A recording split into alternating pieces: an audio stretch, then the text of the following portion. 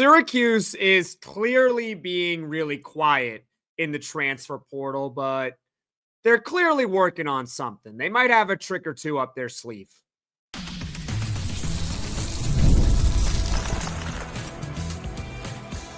You are Locked On Syracuse, your daily podcast on the Syracuse Orange. Part of the Locked On Podcast Network, your team every day. Hello, everyone, and welcome into Locked On Syracuse. I'm Jackson Holzer, and thank you for making us your first listen of every single day here on the Locked On Podcast Network. Your team every day. We are free and available wherever you get your podcasts. And this is a mini podcast that I'm not going to lie to you all. I did not expect I was going to do this because I did not know that Dedan Thomas had a connection with Syracuse basketball. Who is Dedan Thomas? How involved was Syracuse? And the potential future signs for the Orange? That's what we're going to talk about here on this mini podcast. So, who is Dedan Thomas and why should you care about him? Well, he is a UNLV point guard who committed to LSU last night per multiple reports out there.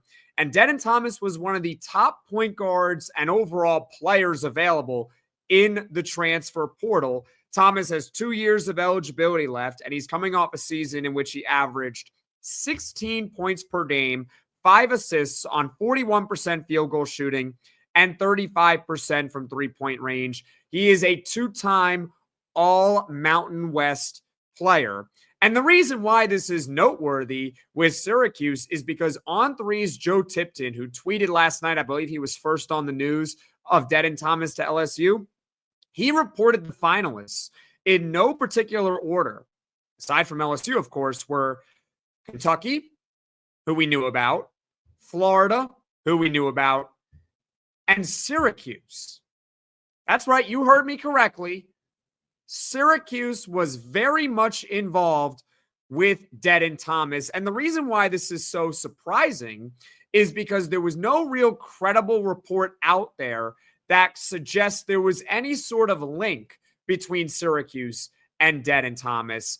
And there are 3 takeaways I got from this news last night. Let's start with the first takeaway. It's a little bit negative, all right? But trust me, the other 2 takeaways are positive, okay? Number 1, I'm bummed.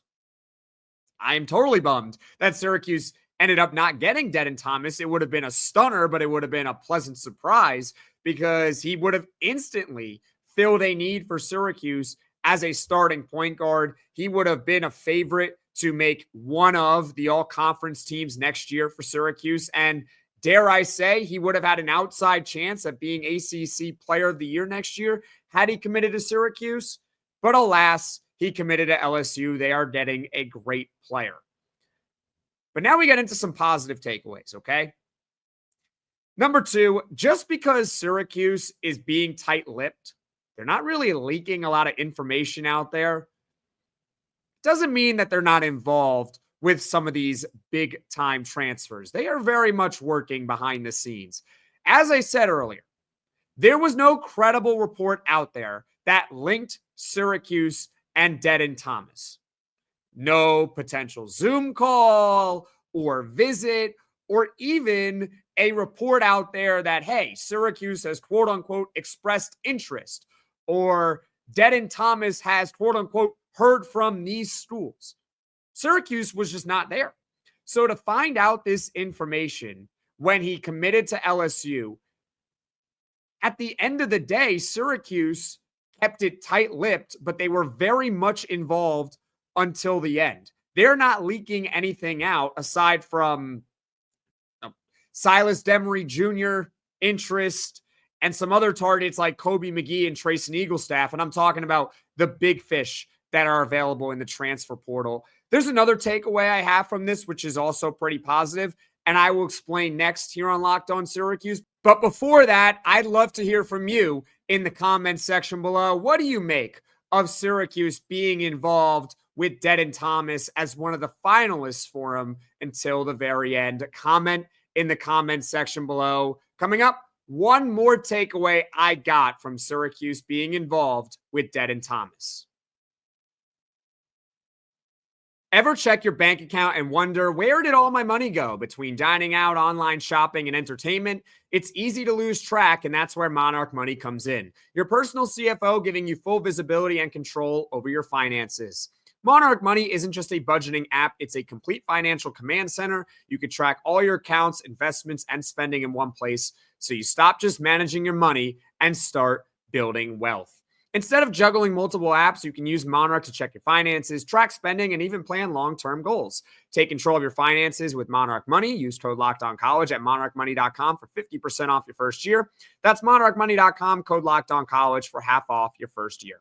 Imagine watching your favorite team live, feeling the energy of the crowd, and witnessing some unforgettable moments. There's nothing like experiencing a big game in person, and getting tickets shouldn't be stressful. That's where Game Time comes in, making it easier than ever to grab last-minute seats at unbeatable prices. Curation makes it easier to find better value for tickets to sports, concerts, comedy, theater, whatever you would like. I just checked the Game Time app, and there are amazing deals on some huge matchups coming up, particularly with my New York Mets. Take the guesswork out of buying tickets with Game Time. Download the Game Time app, create an account, and use code LOCKEDONCollege for $20 off your first purchase. That's LOCKEDONCOLLEGE for $20 off. Download Game Time today. Last minute tickets, lowest price guaranteed. Get the supplies you need from the site made for the skilled trades, Supply House. Whether you're in plumbing, HVAC, or electrical work, Supply House is the reliable way to order products online. Their easy-to-use website is packed with helpful resources and the latest product info to help you get the job done right. Plus, with a complete inventory of over 200,000 parts from 400-plus top brands, you'll find exactly what you need, delivered fast from coast to coast. You need help with an order? Supply House offers expert support and industry-leading service, so you'll always talk to a real person. And for trade pros looking for an extra edge, their free Trade Master program offers exclusive perks like a dedicated phone line, free shipping, and discounts on every order. Thousands of steel professionals are already taking advantage. Now it's your turn. Join the Trade Master program today at supplyhouse.com/TM and start ordering plumbing, HVAC, and electrical supplies with just a few clicks. Plus, use promo code SH5 for 5% off your first order. That's supplyhouse.com.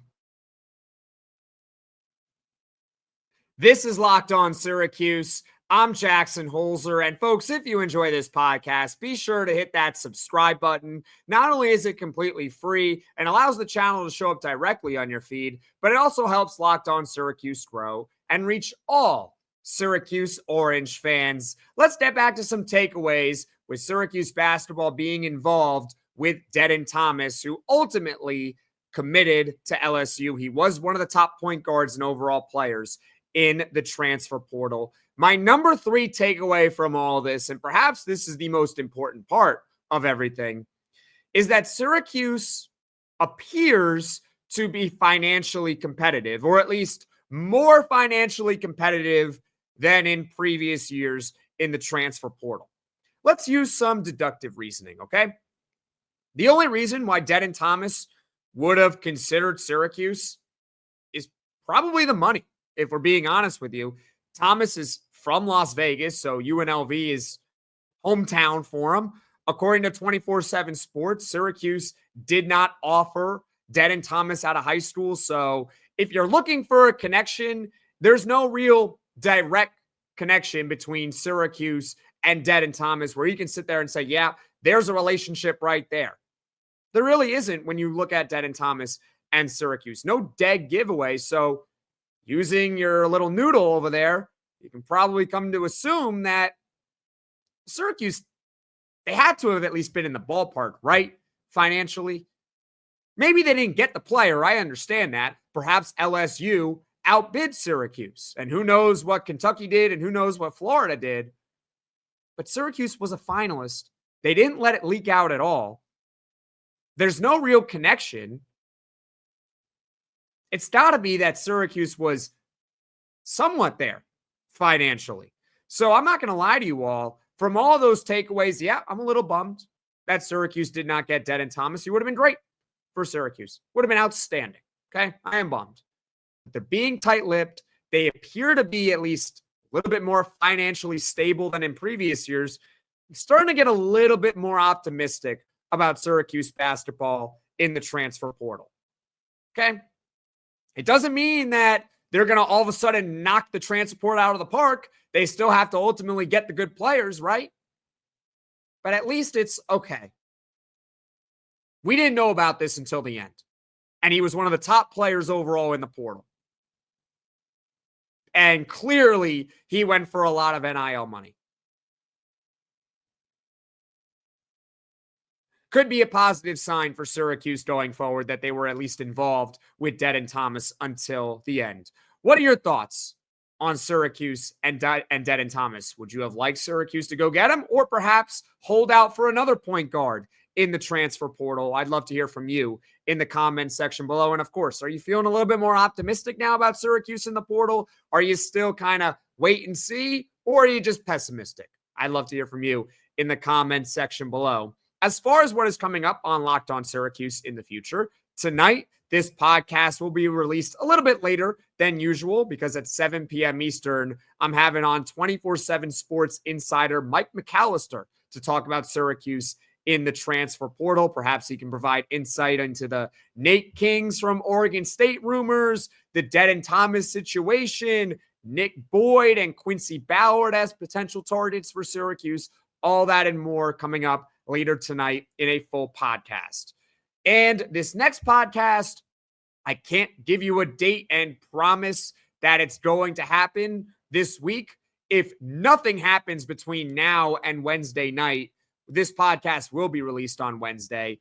And it's reacting to everything that head coach Fran Brown had to say in his second spring ball press conference. So that's what's coming up here on Locked On Syracuse in the future. Thank you for making Locked On Syracuse your first listen today. And for your second listen, you can check out the Locked On College Basketball podcast with Isaac Shade and Andy Patton. And folks, we have reached the Final Four, so Locked On College Basketball is where you're going to want to go to get insight into the Final Four matchups. And you can find Locked On College Basketball on YouTube or wherever you get your podcasts. Folks, thank you all so much for watching. Thank you all so much for listening. If you like this podcast, be sure to hit that like button. If you really enjoy the podcast, be sure to hit subscribe. Tell all your friends about Locked On Syracuse, and I will see you all again soon.